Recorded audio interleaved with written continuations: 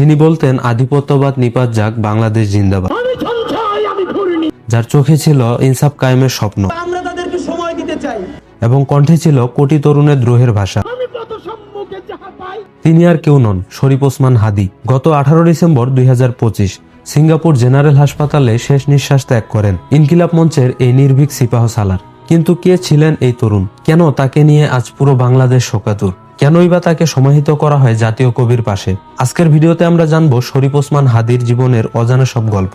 Hello বন্ধুরা, আমি সাদেকুর রহমান, আপনারা দেখছেন সাদেক এক্সপ্লেন।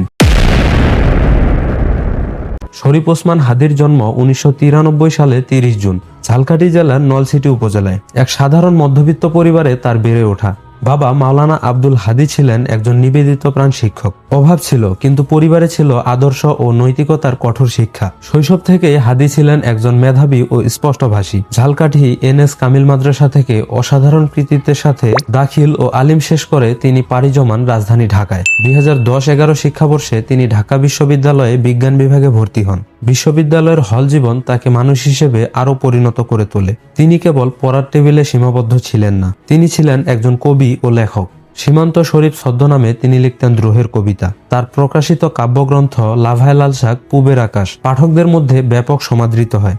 ছাত্র জীবনে সবসময় তিনি সাধারণ শিক্ষার্থীদের অধিকার আদায়ে সোচ্চার ছিলেন। 2024 সালে জুলাই আগস্টের সেই উত্তাল দিনগুলো, যখন সারা দেশ স্বৈরাচারের বিরুদ্ধে ফুঁসে উঠেছিল, শরীফ ওসমান হাদী তখন রামপুরা বাড্ডা এলাকায় আন্দোলনের নেতৃত্ব দিচ্ছিলেন। দেশ স্বাধীনের পর তিনি বুঝতে পেরেছিলেন আসল মুক্তি পেতে হলে প্রয়োজন একটি শক্তিশালী প্ল্যাটফর্ম। সেই লক্ষ্য থেকেই 13 আগস্ট 2024 সালে তিনি গঠন করেন ইনকিলাব মঞ্চ। সীমান্তের ওপার থেকে আসা অন্যায়ের বিরুদ্ধে কথা বলা, সীমান্ত হত্যা বন্ধের দাবি এবং বাংলাদেশের সার্বভৌমত্ব রক্ষায় হাদী হয়ে ওঠেন এক অপ্রতিরোধ্য কণ্ঠস্বর। তার টক শো এবং রাজপথের বক্তব্যগুলো ফেসবুক এবং ইউটিউবে ভাইরাল হতে শুরু করে। 2025 সালের 12 ডিসেম্বর আসন্ন জাতীয় সংসদ নির্বাচনে ঢাকা 8 আসনের স্বতন্ত্র প্রার্থী হিসেবে তিনি প্রচারণায় নেমেছিলেন। কিন্তু বিজয়নগর এলাকায় দুর্বৃত্তের বুলেট তার মস্তক বিদ্ধ করে। ঢাকা থেকে এয়ার অ্যাম্বুলেন্সে তাকে নেওয়া হয় সিঙ্গাপুর জেনারেল হাসপাতালে। সারা বাংলাদেশের মানুষ মোনাজাতের হাত তুলেছিল হাদীর সুস্থতার জন্য, কিন্তু আল্লাহ তাআলা হয়তো তাকে অন্য কোনো উচ্চতায় রাখতে চেয়েছিলেন।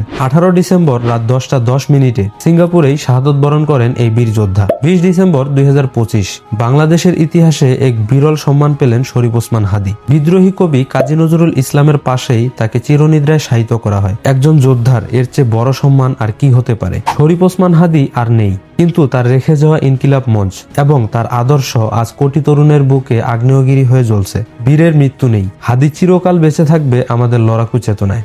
আজকের ভিডিও এই পর্যন্তই। ভিডিওটি ভালো লাগলে একটি লাইক দিয়ে বন্ধুদের সাথে শেয়ার করবেন, আর চ্যানেলটি সাবস্ক্রাইব করতে ভুলবেন না। ধন্যবাদ।